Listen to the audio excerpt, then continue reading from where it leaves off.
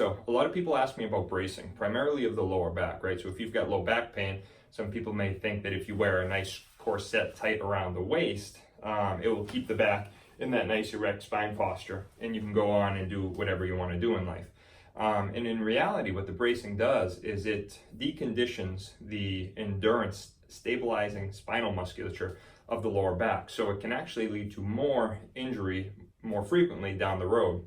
So again, those back braces that you see, they are okay at times, but when recovering from the injury, we want to make sure that we try to stay away from them. So what I advise my patients to do is, if you've got intense back pain, we've obviously get you in for treatment, but if you have to, if you need to go do a manual labor job, like if you're going to get let go from your job and if you aren't able to work, then yes, wear the back brace during the activities that are a little too demanding on the lower back, and further injury could arise from there. But any other time, we want to try to keep that back unbraced so that we can rely on that musculature to do its job again. The first thing we got to do in any sort of low back injury is we've got to make sure that we engage that musculature nice and gently again, nice and controlled. Don't strain it at all, but we want to make sure it's working. We want to make sure that it continues to move. So again, the last thing that we want to do is brace that area and restrict its motion.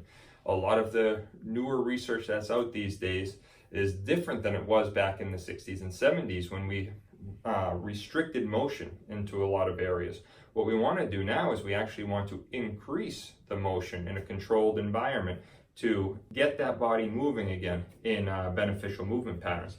The same can be said for neck stuff. So if people are in a car accident, all right, you very rarely will see people walking around with a neck brace on anymore, because we know that there's so much neck range of motion that's supposed to be taking place for the lateral bend and the rotation. We want to make sure that we don't brace generalized sprains or strains. If someone has a neck brace on, they may have a break in there, a break in the cervical spine and the neck spine. And in that case, we certainly want to brace it if there's a fracture or there's a broken bone.